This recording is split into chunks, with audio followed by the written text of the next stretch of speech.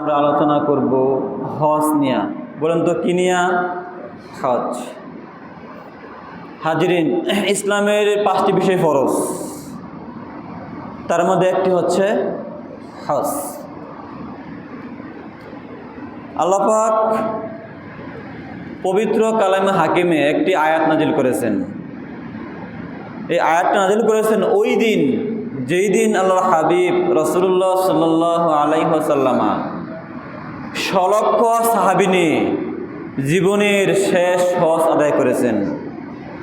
তখন আরাফার ময়দানে আল্লাহ পাক আয়াত নাজিল করেছেন, বিসমিল্লাহির রহমানির রহিম, আল ইয়াউমা আকমালতু লাকুম দীনাকুম ওয়া আতমামতু আলাইকুম নি'মাতি ওয়া রাদিতু লাকুমুল ইসলাম দীনা। এখানে আল্লাহ পাক ঘোষণা করতেছেন যে আজকে আল ইয়াউমা আকমালতু লাকুম দীনাকুম, তোমাদের জন্য তোমাদের ধর্মকে আমি আল্লাহ পাক পরিপূর্ণ করে দিলাম। এই জন্য হজটাকে বলা হয় ইসলামের পরিপূর্ণতা। আপনি একটা গড় করলেন, আমরা একটা গড় করলাম, গড়ের ছাদ দিলাম না, পরিপূর্ণতা আসলো না। সুন্দর গড় করলাম, গড়ের দরজা লাগালাম না, পরিপূর্ণতা আসলো না। এরকম যেই ব্যক্তির উপর হজ ফরজ, সে ব্যক্তি সমস্ত কাজ ভালো করেই করলো, নামাজ, রোজা, যাকাত, অন্যান্য কার্যবলী সুন্দর করে সে আদায় করতেছে, কিন্তু সে হজ করে নাই। তার মানে সে তার দিনটাকে পরিপূর্ণ করলো না, অপূর্ণাঙ্গ রেখে দিল। হাজিরিন, এই জন্য হজ করতে হবে। হজের অনেক ফজিলত হাদিসে আসছে, আল হাজ্জুল মাবরুরু লাইসা লাহু জাযাউন ইল্লাল জান্নাহ, যে একটি কবুল হজের জান্নাত ছাড়া আর কোনো ফজিলত নাই। সুবহানাল্লাহ। অর্থাৎ জান্নাতে একমাত্র তার সবের প্রতিদান। যে হজ করবে তার কি প্রতিদান বলেন? জান্নাত তার একমাত্র প্রতিদান। সুবহানাল্লাহ। হাজিরিন, যে ব্যক্তি হজ করবে না, হজ ফরজ কিন্তু সে হজ করতেছে না, না করে সে মারা গেল, দেখেন হাদিসে কি আসছে, আল্লাহর হাবিব বলতেছেন যেই ব্যক্তির উপর এতটুকু তৌফিক আছে যে সে সুদূর মক্কা মদিনা যাইবে, যাওয়া আসা, সেখানে থাকার খরচ তার আছে এবং তার ঘরে সে খরচ রেখে দিতে পারতেছে, এতটুকু ক্ষমতা যারা আছে, কিন্তু ব্যক্তি হজ করলো না, তাহলে এই ব্যক্তি ইহুদি হইয়া মরুক বা খ্রিস্টান হইয়া মরুক, যেমনে মরে মরুক, ওটা আল্লাহ রাসূলের কিছু যায় আসে না। বলি নাউজুবিল্লাহ। চিন্তা করছেন, ইহুদি হইয়া মরলে কিছু যায় আসে না আল্লাহ পাকের, আল্লাহ রাসূলের। খ্রিস্টান হইয়া মরলেও কিছু যায় আসে না। কোন ব্যক্তি? যে ব্যক্তির উপর হজ ফরজ কিন্তু সে হজ করলো না, ওই ব্যক্তি। চিন্তা করেন, যদি আমার উপর হজ ফরজ থাকে, তারপরে যদি আমরা হজ আদায় না করি, আমার মৌত যে কি অবস্থা হবে আল্লাহ জানে। মুসলমান অবস্থা আমি মারা যাবো কিনা সন্দেহ আছে। কারণ কি? আল্লাহ হাবিবের ঘোষণা তো আছে এখানে, সে ইহুদি হয়ে মরতে পারে, খ্রিস্টান হয়ে মরতে পারে। এই জন্য যার উপর হজ ফরজ, আমরা অবশ্যই হজ আদায় করবো ইনশাল্লাহ। এটা একটা ফরজ বিধান, আল্লাহ পাক ফরজ করে দিয়েছেন আমাদের উপরে। হাজিরিন, হজ করতে যাই আমরা কি করি? আমরা ইহরাম বাঁধি, তওয়াফ করি, সাই করি, আরাফার ময়দানে অবস্থান করি। এই সমস্ত কাজের আগে বা পরে আমরা কোথায় যাই? মদিনায় যাই। অনেক কাজ আমরা করি না? ইনশাল্লাহ আজকে প্রত্যেকটি কাজের আমি ফজিলত বর্ণনা করবো ইনশাল্লাহ। হাজিরিন, একবার আল্লাহ রাসূলকে প্রশ্ন করা হলো, ইয়া রাসূলুল্লাহ, ইসলামে কোন কাজ উত্তম? আল্লাহ হাবিব বললেন যে আল্লাহ এবং রাসূলের প্রতি ঈমান আনা, এটা সবার আগে উত্তম, প্রথম কাজ। বলি সুবহানাল্লাহ। আবার প্রশ্ন করা হয়েছে, রাসূলুল্লাহ এরপরে কোনটা উত্তম?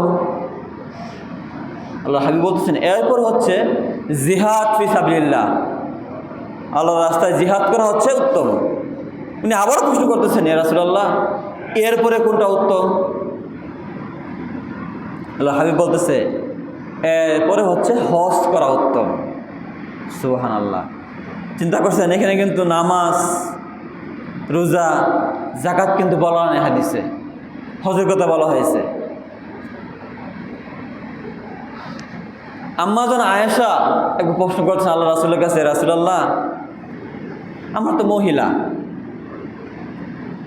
আমরা শুনি জিহাদ করা উত্তম, উত্তম কাজ জিহাদ করা, তা আমরা কি জিহাদ করব না? আল্লাহ হাবিব বলতেছেন, আয়েশা শুনো, তোমরা জিহাদ করবে না, জিহাদ তোমাদের জন্য না, তোমাদের আরেকটা জিহাদ আছে, কি জিহাদ? তোমরা হজ করবা। সুবহানাল্লাহ। চিন্তা করছেন? এই জন্য আরেক হাদিস আছে, যারা অনেক বয়স্ক, অত ছোট বাচ্চা, অত খুব দুর্বল বা মহিলা, তারা যদি হজ করে এটাই হবে তাদের জিহাদ। সুবহানাল্লাহ। চিন্তা করছেন? এই জন্য আমরা নিয়ত করি ইনশাল্লাহ প্রত্যেকে হজ করবো ইনশাল্লাহ। যাদের ভাগ্য খুব সুন্দর, আল্লাহ পাক কবুল করছেন, তারাই তো হজ করতে পারে। কয়জনে করতে পারে বলেন? আবার এমন লোকও আছে টাকার অভাব নাই, কারি কারি টাকা, ব্যাংকে বিশাল বড় একটা ব্যালেন্স রয়েছে, টাকার বড় একটা অ্যামাউন্ট, কিন্তু তার নসিবে নাই হজ করার, সে হজ করতে পারে না, হজ করে না। নসিবও থাকতে হয়, আল্লাহর কাছে চাইতে হয়, কামনা করতে হয়। আবার দেখবেন এমন লোক আছে টাকা পয়সা খুব বেশি নাই, তার উপর ফরজ না, কিন্তু আল্লাহর কাছে সে এমনভাবে বলছে, আল্লাহ কবুল করে ফেলাইছে, হজ করে আইসা করছে, তাই না? আপনাকে দেখছেন এরকম লোক? আমি দেখছি, টাকা পয়সা নাই, হজ করা ফরজ না, কিন্তু আল্লাহ পাকের কাছে এমন কান্না করছে, এমন চাওয়া চাইছে, আল্লাহ পাক আর খালি হাতে ফেরত দেন নাই, আল্লাহ পাক কবুল করছেন। এই জন্য হাজিরা আমরা সবাই দোয়া করব বেশি করে, আল্লাহ পাক প্রত্যেককেই যেন হজে ওই জায়গায় নিয়ে না আমাদেরকে। অনেক কাজ সেখানে, অনেক কিছু না দেখলে আমরা অনেক কিছু বুঝি না, বুঝতে পারি না। হাজরিন, ইসলামের সর্বপ্রথম যে ইবাদত গড় পৃথিবীতে, সেটা কোনটা বলতে পারেন? কাবাগর। কোনটা বলেন? বাইতুল্লাহ, কাবাগর। ইমাম গাজ্জালি রহমতুল্লাহ আলাইহি উনি উনার ইহয়া উলুমুদ্দিন কিতাবে একটা হাদিস আনছেন যে কিয়ামতের দিন হাসরের মধ্যে আল্লাহ পাক এই কাবাগরকে হাজির করাবেন। কাবাগর নতুন বউয়ের মতো, নতুন বধূর মতো সাজসজ্জা করা হবে, সুন্দরকে সাজানো হবে। তখন যারা এই কাবাগরের তোয়াফ করছে, যারা কাবাগরের নামাজ আদায় করছে, যারা ঝাড়ু দিছে, যারা আবাদ করছে, যারা আযান দিছে, যারা নামাজ পড়ছে, এরকম অনেক কাজ থাকে না? প্রত্যেকেই কাবাগরের গিলাফ ধরে থাকবে, জুড়ে থাকবে। সুবহানাল্লাহ। যারা হজ করছে প্রত্যেককে সহই কাবাগর বেহেশতে প্রবেশ করবে। সুবহানাল্লাহ। এখন বলেন, যদি আমরা সেখানে না যাই তাহলে কি আমরা এই ফজিলত পাবো বলেন? এটা কি বাংলাদেশে বসে পাওয়া সম্ভব? পাওয়া সম্ভব না, সেখানে যেতে হবে আমাদের। হাজরিন, কাবাগর এমন এক গড়, আল্লাহর হাবিব যখন মক্কা থেকে মদিনায় চলে যান হিজরত করে, তখন যাওয়ার সময় বারবার পেছন দিকে তাকায়, কাবার দিকে, মক্কার দিকে তাকায়, আর কান্না করে, চোখ দিয়ে পানি পড়তেছে, বলতেছে, আল্লাহ, কাবা আমার খুব প্রিয় জায়গা, মক্কা আমার খুব প্রিয় জায়গা, আমার জন্মস্থান। আমি কখনো এই মক্কাকে ত্যাগ করতাম না যদি এই মক্কার মানুষ আমাকে অত্যাচার না করত, এবং যদি আল্লাহ পাক আমাকে হুকুম না করতেন মদিনায় যাওয়ার, আমি কখনো যাইতাম না মদিনায়। আল্লাহর হাবিব মক্কাকে, কাবাকে এত ভালোবাসতেন। তা আমরা মুমেন, আল্লাহর হাবিব যা ভালোবাসতেন আমরা তাই ভালোবাসবো, তাই না? তো বলুন, আমরা মক্কা মদিনাকে ভালোবাসি কিনা? অবশ্যই ভালোবাসি আমরা। হাজরিন, এই মক্কা গেলে তো আমরা হজ করতে পারি, তাই না? এটা বাংলাদেশে বলেন সম্ভব? বলেন, বসে সম্ভব? পৃথিবীর অন্য কোনো দেশে সম্ভব? এটা সম্ভব না। হাজিরিন, যে ব্যক্তি হজ করবে, হাদিসে আসে যে ব্যক্তি হজ করলো, উমরা করলো এবং তার হজের মাঝে সে কোনো খারাপ কাজ করলো না, অশ্লীল কোনো কাজ করলো না, ওই ব্যক্তির মতো যে ব্যক্তি আজকে জন্মগ্রহণ করছে, যার কোনো পাপ নাই, বলি সুবহানাল্লাহ। যে ব্যক্তি আজকে জন্মগ্রহণ করলো, বলেন তার কোনো আমল নামে পাপ আছে? ঠিক হজকারী ব্যক্তি ওরকম, তার আমল নামে কোনো পাপ নাই, নিষ্পাপ হয়ে যায়। হাদিসে বলা হয়েছে এমন, আমরা কামার দেখি না, কামারের দোকান, কামার কি করে? তার হাপড়ের ভিতরে দেখবেন বাতাস দিয়া আগুন জ্বালায়, সেই আগুনের মাঝে লোহা, স্বর্ণ, তামা এগুলো দেয়, দিয়ে কি করে? সেই লোহাকে, তামাকে, স্বর্ণকে একদম খাত মুক্ত করে, নির্ভেজাল করে, তাই করে না? হাদিসে বলা হয়েছে যে হজ বান্দাকে এরকম নির্ভেজাল করে ফেলায়, একদম পাপ মুক্ত করে ফেলায়, কোনো পাপ থাকে না তার। সুবহানাল্লাহ। এবং যে ব্যক্তি হজ করবে, আল্লাহ পাক তাকে আর্থিক সচ্ছলতা দান করবেন, অর্থাৎ অভাব থাকে আল্লাহ পাক অভাব দূর করে দিবেন। সুবহানাল্লাহ। এই জন্য আমরা প্রত্যেকে ইনশাআল্লাহ হজ করে নিয়ত করবো। ইনশাআল্লাহ ধনী হয়ে গরিব সেটা পরের কথা, আমরা নিয়ত করবো, আল্লাহ বলবো আল্লাহ আমাদের হজ করার তৌফিক দান করেন। পারবো ইনশাআল্লাহ। 3 প্রকার ব্যক্তি, তারা হচ্ছে আল্লাহ পাকের দল। কয় প্রকার ব্যক্তি? 3 প্রকার। 1 নম্বর হচ্ছে যারা জিহাদ করে, জিহাদ করতে যায়। হাদিসে বলেছে আব্দুল্লাহ সালাসা, আল্লাহ পাকের দল হচ্ছে 3 প্রকার, 3 প্রকারের মানুষ। 1 প্রকার হচ্ছে আল গাজী, যারা জিহাদ করতে যায়, এরা আল্লাহ পাকের দল। 2 নম্বর হচ্ছে ওয়াল হাজ, যিনি হজ করতে যান, হাজি সাহেব, উনি আল্লাহ পাকের দলের অন্তর্ভুক্ত, আল্লাহ পাকের মেহমান। 3 নম্বর ওয়াল মুতামির, যে ব্যক্তি উমরা করতে যান, সেও হচ্ছে আল্লাহ পাকের দলের অন্তর্ভুক্ত, আল্লাহ পাকের মেহমান। তাহলে আমি কি শিখলাম? হাজি, উমরাকারী এবং জিহাদকারী, এরা হচ্ছে আল্লাহ পাকের দল, আল্লাহ পাকের মেহমান। হাদিসে এমনও আসছে যে আল্লাহ পাক হজের সময় প্রথম আসমানে ওনার রহমত নাজিল করেন। পদ্ধতিভাবে উনি আসেন, আয়সা দেখেন, তাকান, হাজিদের দিকে তাকান, যে হাজিরা হজ করতেছে, অনেক শত শত হাজি সাহেব হজ করতেছেন। আল্লাহ পাক ফেরেশতাকে ডাকিয়ে বলেন, এই ফেরেশতারা দেখো আমার বান্দারা আসছে, কীভাবে আসছে আমার কাছে, তাদের চুলগুলো আজকে এলোমেলো, উস্কো খুস্কু, চেহারায় শরীরে দেখো ধুলাবালি, কাপড়ে ধুলাবালি, তারা শুধু আমার গুণগান গাইতেছে, আমার গুণগান গাইতেছে। তোমরা সাক্ষী থেকো, আমি আমার এই সমস্ত হাজিদেরকে মাফ করে দিলাম। সুবহানাল্লাহ। চিন্তা করছেন, অনেক ফজিলত হজের। হাজিরিন, একজন হাজি সাহেব যখন তালবিয়া পাঠ করে না, লাব্বাইক আল্লাহুম্মা লাকা লাব্বাইক ইন্নাল হামদা ওয়ান নি'মাতা লাকা ওয়াল মুলক লা শারিকা লাক, এরকম তালবিয়া পাঠ করে না, যখন পাঠ করে তালবিয়া, তখন তার ডানে বামে স্বর্গ দুনিয়া শেষ পর্যন্ত যত গাছ আছে, যত পাথর আছে, যত ইট আছে, সবাই তার সাথে তালবিয়া পাঠ করে। সুবহানাল্লাহ। চিন্তা করছেন কত ফজিলত। এই যে হজ, এটা একটা বিশেষ ইবাদত। হাজিরিন, আমরা হজ করতে যাই, কি করি? তওয়াফ করি, তওয়াফ করি না? হাদিসে আসে যে ব্যক্তি 7 বার তওয়াফ করবে, আল্লাহ পাক ওই ব্যক্তির আমলনামা থেকে 10টি গুনাহ মাফ করে দিবেন, 10টি সওয়াব দান করবেন, তার 10টি মর্যাদা বাড়িয়ে দিবেন। সুবহানাল্লাহ, সুবহানাল্লাহ। আল্লাহ পাক প্রত্যেক দিন কাবার আঙিনায়, কাবাগরের আশেপাশে 120টা রহমত নাজিল করেন। বলেন তো কতটা? 120টা রহমত নাজিল করেন। এই 120 রহমত থেকে 60টি রহমত নাজিল করেন যারা শুধু তোয়াফ করে তাদের প্রতি। সুবহানাল্লাহ। এখন বলেন আমরা সেখানে না যাই তোয়াফ আমরা করতে পারবো? করতে পারবো না। এবং 40টি রহমত নাজিল করেন যারা সেই কাবা ঘরে নামাজ আদায় করে। সুবহানাল্লাহ। এই হলো 100টি। আর 20টি রহমত নাজিল করেন যারা কাবা ঘরকে দেখে। সুবহানাল্লাহ।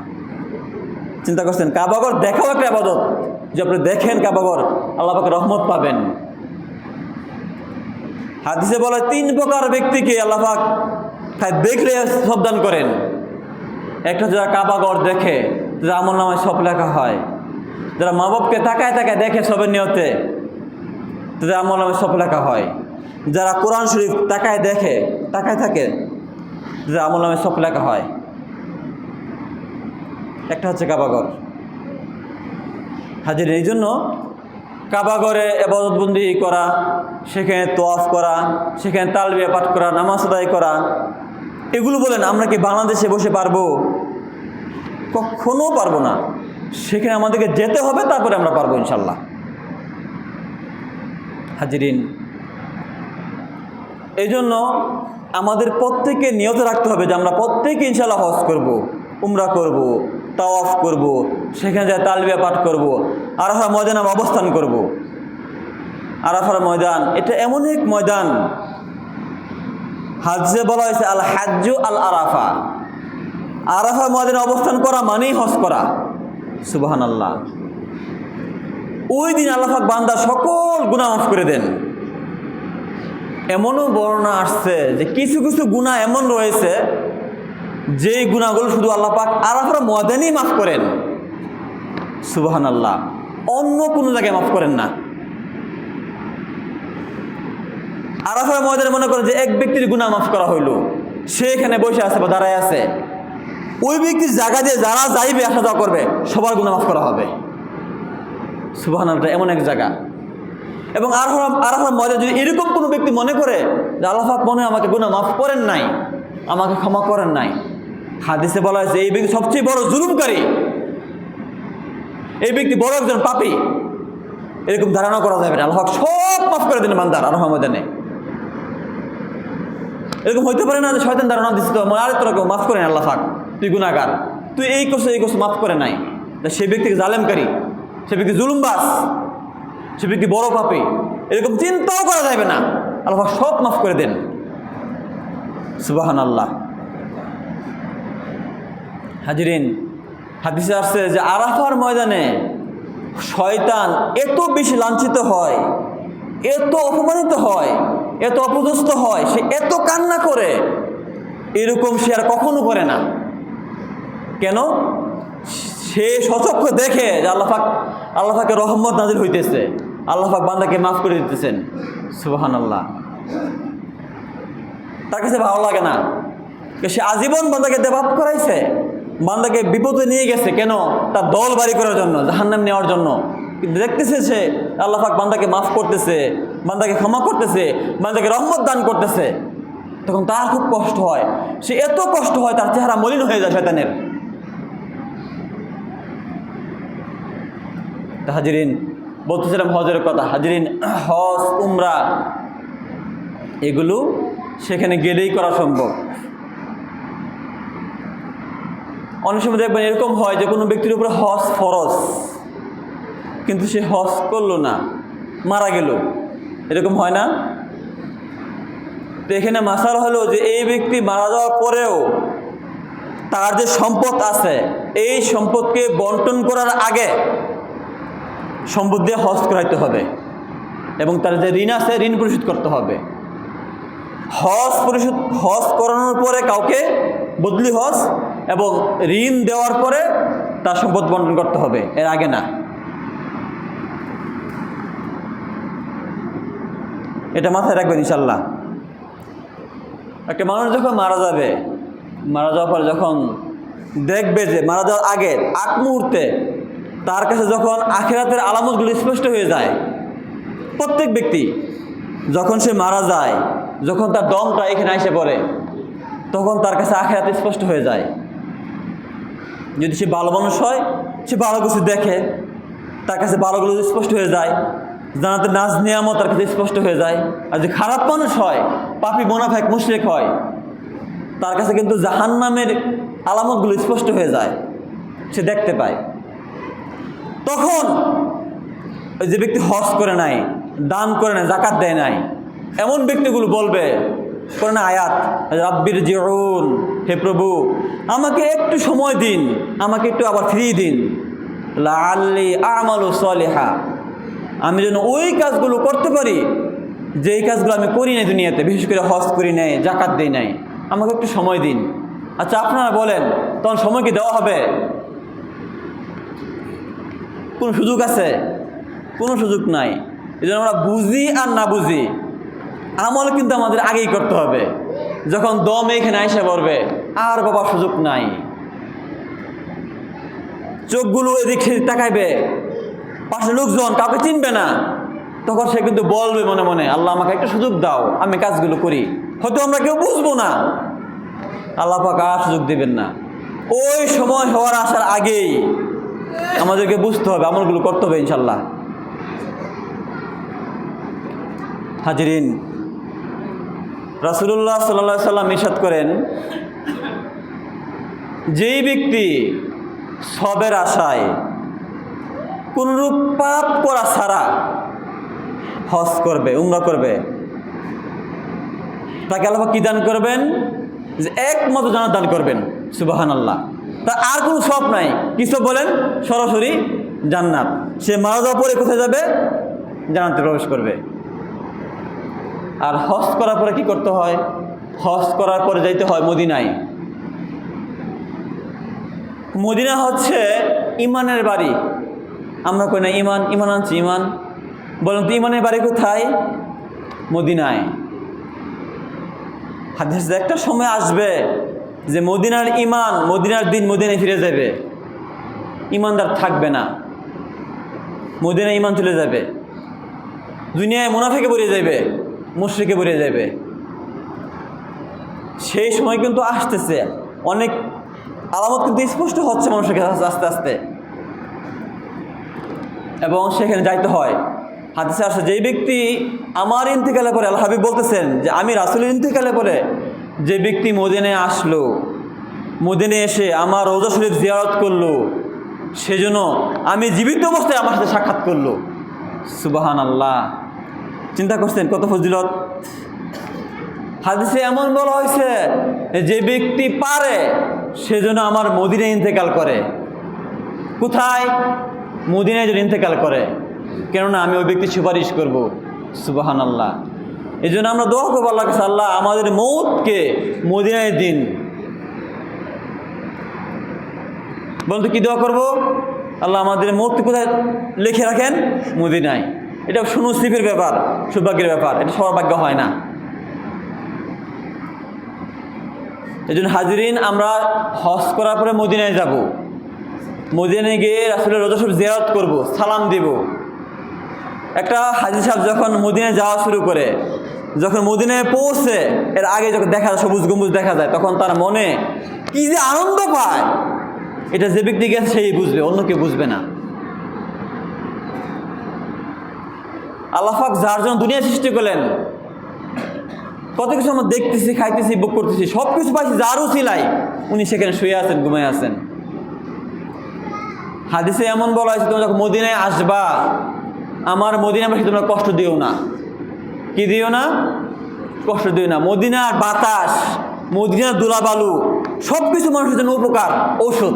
বলি সুবহানাল্লাহ। চিন্তা করছেন? এই জন্য মদিনায় যে মুখ বেশি করে বাতাস গ্রহণ করবেন, একে মুখ বন্ধ করে শ্বাস নেবেন, এটা উপকার। এখানে আমার রাসূল হাসছেন, আমার রাসূল শ্বাস ছাড়ছেন, সব কিছু উপকার মদিনার। এই মদিনা কিন্তু এরকম ছিল না, নাম ছিল ইয়াসরিব।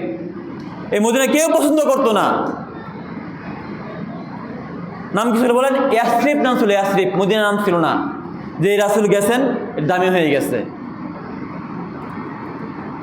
যা কিছু আমরা পাইছি নিয়ামত, সব রাসূলের মাধ্যমে পাইছি, আমরা ওনার উসিলায় আমরা পাইছি। আল্লাহ পাক দান করছেন আমাদেরকে। হাজিরিন, হাদিসে আসছে, যদি কোনো ব্যক্তি মক্কায় কোনো একটা নেক কাজ করে, আপনি একটা ভালো কাজ করলেন, সবের কাজ করলেন, প্রত্যেকটা সবের বিনিময়ে, আমলের বিনিময়ে তাকে 1,00,000 সব দান করা হবে। সুবহানাল্লাহ। আপনি 1 রাকাত নামাজ আদায় করছেন, আপনাকে 1,00,000 রাকাতের সব দেওয়া হবে। আপনি একবার সুবহানাল্লাহ পড়ছেন, আপনি 1,00,000 বার পড়ার সব পাবেন। সুবহানাল্লাহ। আর মদিনে হচ্ছে একবার পড়বেন, আপনি 10,000 বারে সব পাবেন। আর এক হাদিস হচ্ছে 1,000 বারে সব পাবেন। সুবহানাল্লাহ। এখন বলেন এগুলিকে আমরা এখানে বসে পাবো? সম্ভব? সেইখানে মদিনায় যে, মক্কায় যে আপনি 1 টাকা দান করবেন, 1 দিরহাম, আপনি বাংলাদেশি 1,00,000 টাকার সব পাবেন। সুবহানাল্লাহ। এই হচ্ছে মক্কা, এই হচ্ছে মদিনা। সেখানে না গেলে বান্দার অনেক কিছু পূর্ণতা আসে না, বুঝে না মানুষ যে কোথায় আসলাম, কোথায় কি। যে প্রত্যেকে আমরা নিয়ত রাখবো ইনশাল্লাহ যে মদিনায় যাবো, মক্কায় যাব, জীবনে অন্তত একবার হলেও যাইতে পারি, এরকম আমরা নিয়ত করবো ইনশাল্লাহ। পারবো না ইনশাল্লাহ? সেইখানে আমাদের সব কিছু পূর্ণ হবে ইনশাল্লাহ। এই জন্য আমরা প্রত্যেকে শয়নে স্বপনে সকল অবস্থায় আকাঙ্ক্ষা রাখবো আল্লাহ আমাদেরকে মদিনা যাওয়া তৌফিক দান করুন। হাজিরিন, এই যে হজের কথাগুলো যে বললাম, এখন লোক বেশি কথা হাদিসে আবার রিপিট করি। যেই ব্যক্তির উপর হজ ফরজ হইল কিন্তু সেই ব্যক্তি হজ করলো না, আল্লাহ হাবিব বলতেছেন যে ওই ব্যক্তি হয় ইহুদ হইয়া মরুক অথবা খ্রিস্টান হইয়া মরুক, যেমনে মরে মরুক, এতে আল্লাহ রাসূলের কিছু যায় আসে না। চিন্তা করছেন, এই যাদের উপর হজ ফরজ, আপনারা প্রত্যেকেই ইনশাল্লাহ হজ করবেন। কখন করবেন? যখন শরীরে শক্তি বেশি থাকে তখন করবেন, জন অবস্থায় করবেন, ওই বুড়ো অবস্থায় না, যা কিছু করতে পারে না। আর একটা কথা বাকি আছে, আমরা যে করি না যায়া হাজরে আসওয়াদ, কালো পাথর যা কি করি, চুম্বন করি। হাদিসে আসছে যে তোমরা হাজরে আসওয়াদ চুম্বন করো, বেশি বেশি চুম্বন করো। কেননা এই হাজরে আসওয়াদ কালো পাথরটা হলো জান্নাতের ইয়াকুত পাথরের একটা পাথর। সুবহানাল্লাহ। কিয়ামতের দিন এই হাজরে আসওয়াদকে আল্লাহ পাক 2 চোখ দান করবেন, চোখ দিয়ে মানুষকে দেখবে, এবং জিহ্বা দিবেন, জিহ্বা দিয়ে সে কথা বলবে, এবং কারা তাকে চুম্বন করছে, স্পর্শ করছে, সবের নিয়তে ভালো মনে সে সাক্ষ্য দিবে। সুবহানাল্লাহ। চিন্তা করছেন হাজিরিন? একটা হাদিস বলে আমি শেষ করে দিব। হাদিসে আসছে যে তোমরা গণ বেশি বেশি তোয়াফ করো, কাবাগরের তোয়াফ করো। কেননা একটা সময় আসবে যখন এই কাবাগর থাকবে না, মানুষ ঘুমাইবে, ঘুম থেকে উঠে দেখবে কাবাগর নাই। বলি নাউজুবিল্লাহ। এটা কখন হবে? যখন একটানা 6 বছর 7 বছর মানুষ হজ করবে না, তোয়াফ করবে না, তখন এই অবস্থা হবে, কাবাগর থাকবে না, উঠে যাবে। এরপরে কোরআন শরীফ থেকে কোরআন অক্ষরগুলো উঠে যাবে, এবং মানুষ যে মুখস্থ করছে কোরআন শরীফ, সেটা মানুষের মন থেকে তুলে নেওয়া হবে। এরকম সময় কিন্তু আসবে, একটা সময় আসবে। সেই সময় আসার আগেই আমাদেরকে হজ করতে হবে ইনশাল্লাহ। পারবো না ইনশাল্লাহ? আমাদেরকে তোয়াফ করতে হবে। তো যা কিছু শুনলাম, আল্লাহ পাক আমাদের প্রত্যেকেই বেশি বেশি আমল করার তৌফিক দান করুন। যাদের উপর হজ ফরজ, আল্লাহ পাক প্রত্যেকে কবুল করুন, এবং যাদের তৌফিক নাই, ফরজ না, আল্লাহ পাক তাদেরকেও তৌফিক দান করুন। সবাই বলি আমিন। আমরা দাঁড়িয়ে যাই, দাঁড়িয়ে 4 রাকাত সুন্নত নামাজ পড়ে নেই। আসসালামু আলাইকুম।